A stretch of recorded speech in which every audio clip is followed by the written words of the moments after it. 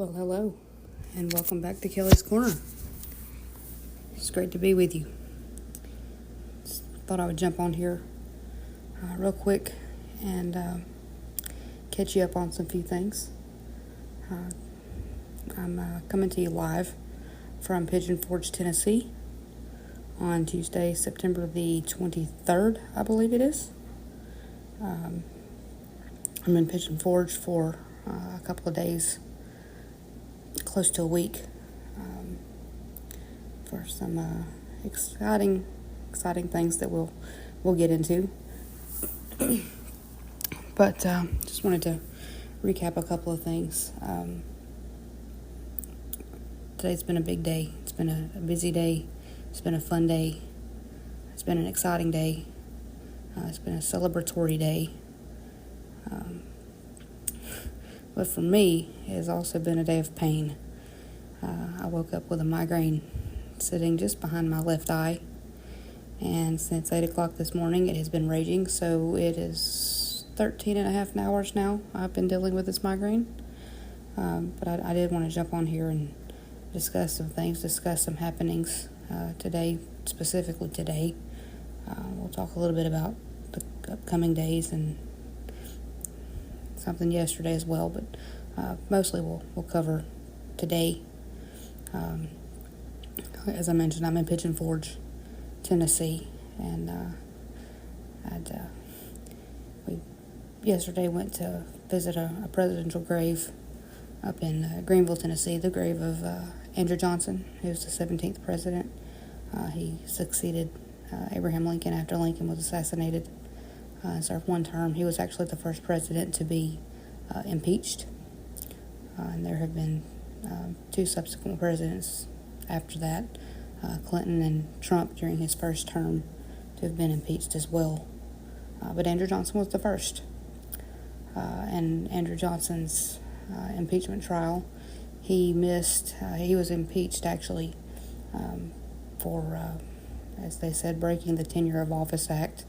They said that was unconstitutional, but he missed being removed from office by one vote. So don't ever think that your vote doesn't count, because there was a time in history, and there very well could be a time in history again, when one vote makes all the difference. And that vote was cast by Edmund Ross of Kansas, Senator Edmund Ross. So his vote kept President Andrew Johnson in office. But we were coming back from visiting that grave in Greenville, Tennessee, which is not too far from the Virginia state line, and it's fairly close to the Kentucky state line up there as well. And I decided, we stopped at to get some fuel in the car, and stopped at a gas station. And I'm not a gambler by any stretch of the imagination, but I decided I'm going to buy me a scratch lottery ticket. So I took some money and bought me a scratch lottery ticket. And I got back to the car and started scratching. And it was one of those where they had the instant wins at the top and then all of the numbers at the bottom. So I started scratching, and the $100 instant win didn't win anything. The $300 instant win didn't win anything. But the $500 instant win, it won. I was like, well, that's cool. That's more money than I've ever won on a lottery ticket of any kind before. Not even come close. I've won $100 a couple of times, but not anything close to that. So then I started scratching the numbers and got a bonus. So I scratched the prize, and when you get a bonus, it's 5 times whatever the prize amount is. So I scratched the prize, and it was $100. So 5 times 100 is 500. So I ended up winning $1,000 on a scratch lottery ticket. That was a spur of the moment. Winging it, I'm just gonna try my luck. So that was pretty cool. And I did find out that they don't cash that high of an amount at a gas station. So I have to make a trip at some point this week to the lottery office in Knoxville to claim my prize. And people have said, well, they're going to take your picture. Well, I sure hope not. But we'll see. I guess I'll have to update you on that on a later episode. But so I've had a migraine all day, and it's kind of put a damper on the day. But I've managed to have fun. It's been a blessed day. It's been a great day, an exciting day, and like I said, a celebratory day. I've was born and raised in church. Went to a Christian school.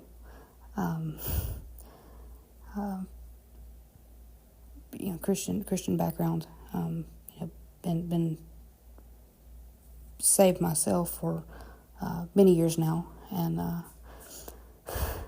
the whole point of this trip to Pigeon Forge was to attend the National Quartet Convention.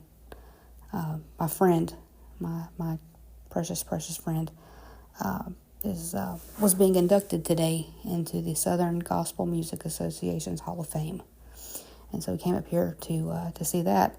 Well, going to that involved going to the National Quartet Convention, which I will be completely honest, I had no idea what to expect. Was completely out of my element. I have never seen so many people in one place, in one little area, singing, which was very cool to see. People singing. We went to a hymn singing. They were singing hymns, and I was, all of my, as my friend would say, all of my flabbers were gasted at the National Quartet Convention. So I ran into some old friends there, including a friend I've known since I was, in the 5th or 6th grade, I guess. Steve Dover. He sings for one of the groups there. He actually used to be a police officer in one of the local police stations, but now he sings with Southern Gospel. He has another job as well, but he's here with his group, singing at the National Quartet Convention. And I mentioned that the purpose of going to the National Quartet Convention and this trip in general, because let's face it, without this I would be at work. But the purpose of this trip was to attend the Southern Gospel Music Association's Hall of Fame induction ceremony, which was this afternoon. And the class of 2025 consisted of 5 inductees, which are now members of the Southern Gospel Music Association's Hall of Fame. And I'm going to go ahead and be upfront and honest. I'm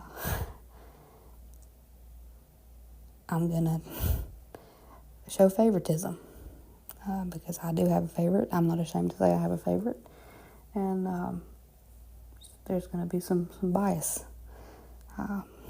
And we all have favorites in life, and favorite people, and favorite things, and favorite foods, and I'm going to show bias. And I don't apologize for that. It's just how it is, and it's how it's going to be. But the 5 inductees into the class of 2025 for the Southern Gospel Music Association's Hall of Fame is Gary McSpadden and Jimmy Swaggart. Both were inducted posthumously. Their families accepted the awards on behalf of those 2 men. Gary McSpadden passed away 5 years ago, I think it was, something like that. And Jimmy Swaggart passed away a couple of months ago. And then there was Nick Bruno, who played the piano very well today at his induction ceremony. I was very impressed. And then Miss Jeanette Cook, who sang in a group with her family. The Singing Cooks, I believe, is what they were called. And then my friend, my dear friend, Mr. Dwayne Allen. It's funny. I actually saw something on Twitter, I don't know, at the end of last year, I guess, wanting people to join the Southern Gospel Music Association for a fee of $20 so that they could vote for members of the Oak Ridge Boys to be inducted. Because there were not any members of the Oak Ridge Boys in the Southern Gospel Music Hall of Fame, at least not any current Oak Ridge Boys. And so I thought, $20, okay. So I joined the Southern Gospel Music Association at the end of last year with the express purpose of voting for my friend Dwayne. So it came time to vote. I cast my vote, Dwayne Allen. And I haven't voted for 3 other people, but I cannot tell you for the life of me who they were. It was names I recognized, but I don't remember who they were. But I can tell you that I marked the box for Dwayne Allen. That was a gimme. So, check. Voted for him. It just so happened, several months ago, way earlier in the year, I just happened to be at the Grand Ole Opry the night that it was announced that Dwayne Allen had been inducted into the Southern Gospel Music Association's Hall of Fame class of 2025. And having voted for Dwayne Allen, being a member of Sigma, when they came up and introduced themselves, I realized that something important was about to happen and I didn't want to miss it. So I flipped my camera from photo to video in about a half a second and was able to catch the announcement on my phone on video from the Grand Ole Opry. That video went as close as I will ever come to being viral. It was shared by the Oak Ridge Boys page. It was shared by the Southern Gospel Music Association's Hall of Fame's page. It was shared by the Grand Ole Opry. So it is my belief that I have the only video of that moment, of that announcement, of that induction. So I'm very thankful that I had the quick thought to flip the video very quickly into to video mode from photo and take that video. Dwayne himself actually shared it as well. So it is my belief that is the only video of that particular announcement that it exists. And then this afternoon, like I said, I attended his induction. And so I don't know that I'm the only one to have done the trifecta, as it were, but I don't believe that list is very big. I think I'm one of very few people, because it was a completely spur of the moment thing going to the Opry. You just kind of, I'm sure there were people, I know there were people, obviously, that voted for him, and I know there was a crowd of people at the Opry. And there was a whole lot of people at his induction. But I'm blessed to be one of the ones, if not maybe the only one, who was able to do both. But my friend Dwayne, I was born in 1943, April of 1943, in Taylortown, Texas. And would sing down the hill on his parents' farm, down the hill from his house, and he said his mother would say that she could hear him singing all the way in the house. At the early age of 6, he fell in love with music, specifically Southern Gospel. Southern Gospel music is his first music love, and he knew from the early age of 6 that that's what he wanted to do. He wanted to sing in a quartet. And when he was in school, he was a part of the Southerners Quartet in Texas. And then after college, after he got his music degree, he joined the Prophets for about a year, the Prophets Quartet, and sang with them. And then they were singing in Huntington, West Virginia one night with the Oak Ridge Boys. And he was approached by one of the Oak Ridge Boys who asked if he would be interested in coming to join the Oak Ridge Boys. The problem with that was that he'd been drafted. He had been drafted into the Army, and it was during the time of Vietnam, and had to report. Uncle Sam called, and he had to answer. And so he told him that as much as he would love to, he couldn't. He had to go into the Army. And so he went to the Army, and because of a heart condition that he had, they had to reclassify him and send him home. And so one of the God things of the world, of life, when he got out of the Army, he got a car and drove all night to Nashville to the Oak Ridge Boys office, and walked in, and the secretary was holding the phone up to her ear. And she dropped the phone and she exclaimed, "Oh my God." She was calling him to offer him a job.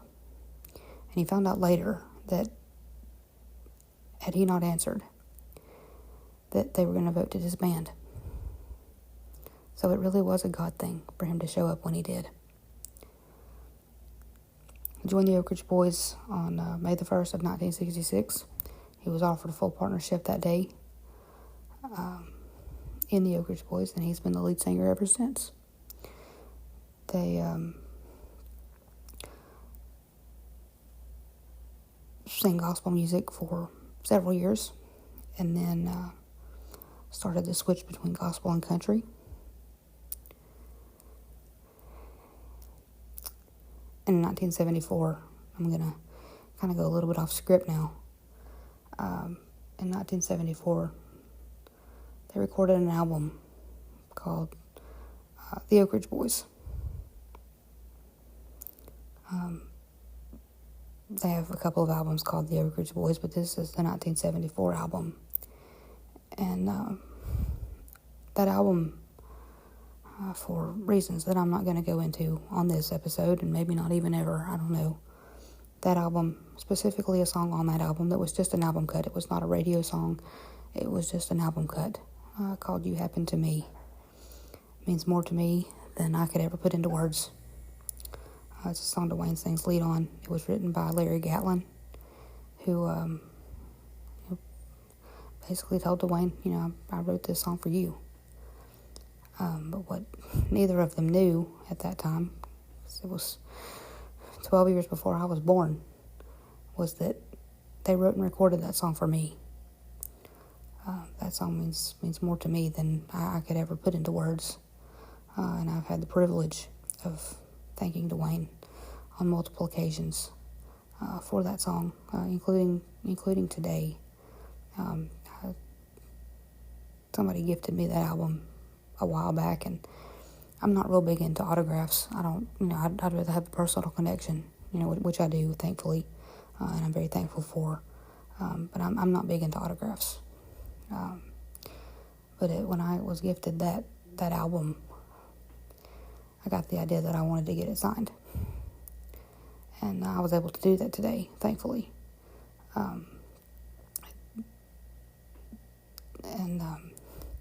Dwayne knows why that album means so much to me. He knows why that song means so much to me. And maybe one day I'll get into that on another episode.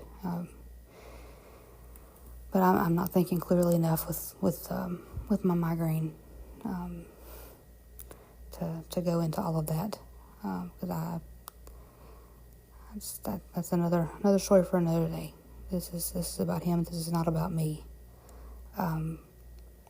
But he's been, like I said, he's been with the Oak Ridge Boys as a lead singer ever since. Kind of the president, if you were.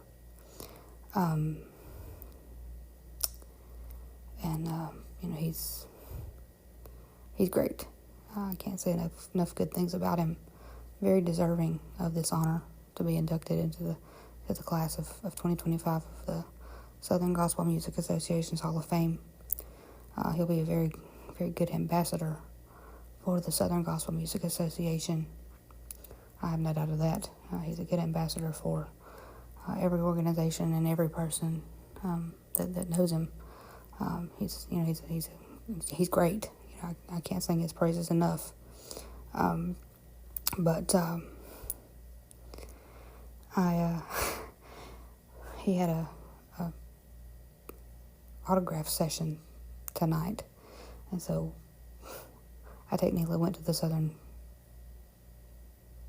Gospel Music Association National Quartet Convention thing twice today, I guess, because I went this afternoon and then I went back because I wanted to speak to him. I wanted to talk to him. And like I said, I wanted to get that album signed, if he would. And I knew he would. I didn't even have to ask. He was ready. When he saw me, he said, I know what album you're getting, what album you've got. He knew.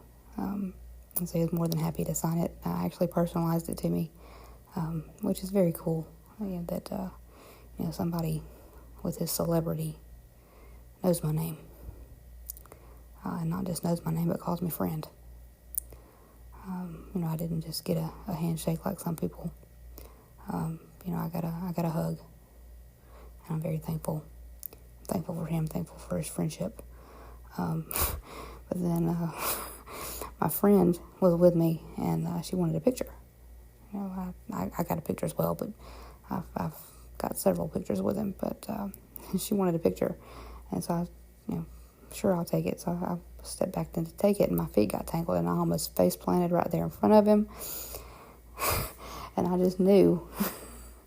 We laughed about because it was about a week and a half ago, I guess. I was at a show, and I shook his hand and spoke to him, and I was walking back to my seat, and William Lee Golden stopped me, called me by name, called me up to the stage to shake his hand, and I slammed on the brakes really quickly, and my feet got tangled then too, and I almost face planted. So I told him, I said, that is the last 2 times I've been around you, this has happened. And you might should take dancing lessons. So we kind of laughed about that, and I told my friend, I said, I guarantee you, if I had face planted, he would have laughed and then got up and helped me up. Guaranteed. Because he's got a great sense of humor. And while he would be busy laughing at me laying on the floor face planted, I would be busy laughing because it would have been funny. Embarrassing, but funny. But so we did that today, and got to see him and spend a couple of minutes with him and talk to him. And my friend got to talk to him, or got to listen to him talk to me, because I carried on most of the conversation. He and I did, and she stood in the background and listened, and she added to it some, but she's a little bit shy, so she didn't have a lot to say, and I didn't expect her to really, because that's just not her thing. He and I have the rapport. We are friends, but she got to get a picture made with him, and got to see him, and tell him congratulations and all that good stuff, and then we'll be seeing him again at the end of the week. So I'm looking forward to that. And then on Saturday, we'll see him on Friday night, and then on Saturday, we'll actually go back to the Quartet Convention, if you can imagine. Again, still not my thing. Very, very out of my comfort zone. I like to know what's going on, how it's going on, when it's going on, and that just was not the case for me today. So that's okay. We can't be in control all the time, I guess. You gotta have sometimes when you're not. I told my friend, so I want to get there a little bit early so that I can kind of get my bearings and kind of get acclimated to what's going on, so that I'm not completely overwhelmed when the Hall of Fame thing starts. So we did. We got there when doors opened at 11, and we're able to walk around a little bit and see some people. Steve Dover I mentioned, and then Pat Barker, another connection to Calhoun County, Alabama, Oxford, the area that I'm from. And then I guess the first 99% of the day was great. And we went and had dinner at one of my favorite places that we always used to eat at when we would come to Pigeon Forge when I was a kid. And my grandparents and aunt and uncle and cousins, and family, parents, brother. And we had Hook Fins and had chicken, had a great time. They have really good tea. If you're ever in the Pigeon Forge area, highly recommend you stop in at Hook Fins. great food, great atmosphere. It's kind of based around Mark Twain's Tom Sawyer and Huckleberry Finn books. It's a lot of fun.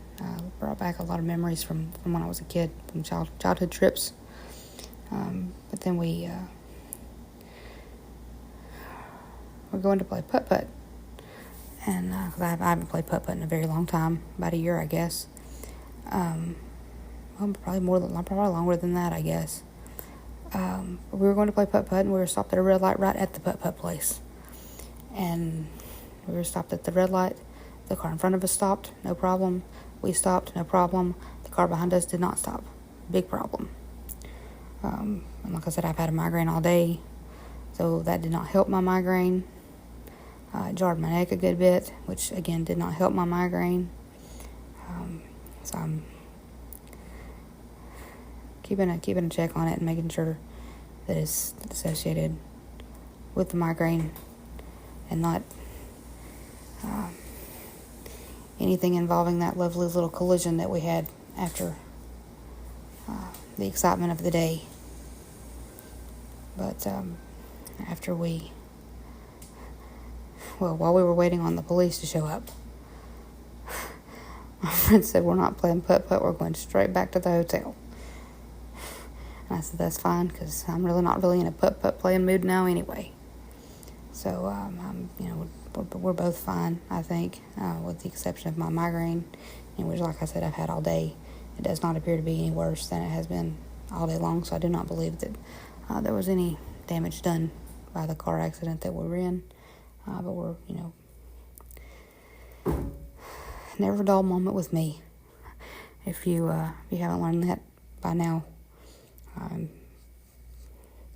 listening to these podcasts and me ramble and talk, then you're not going to learn. But as my friend says, I like to keep life interesting. You never know what might happen. And there's probably a lot of truth to that. But I guess I'm going to hop off here, and I think I've rambled long enough. But I did want to give my congratulations again to the 5 inductees of the Southern Gospel Music Association's Hall of Fame. Gary McSpadden, Jimmy Swaggart, Nick Bruno, Jeanette Cook, and my buddy and personal favorite, Dwayne Allen of the Oak Ridge Boys. So, congratulations to them. Very thankful that I could be a part of the induction ceremony. It was very cool getting to watch my friend be inducted. It's been a cool experience, seeing the National Quartet Convention. Not at all what I had envisioned in my mind that it would be, but that's okay. I wasn't really sure what to expect anyway. So I guess I'm going to hop off here. I think I've already said that once, but it's okay. But I hope you all have a great night and a great rest of your week. And I will talk to you soon back on Kelly's Corner.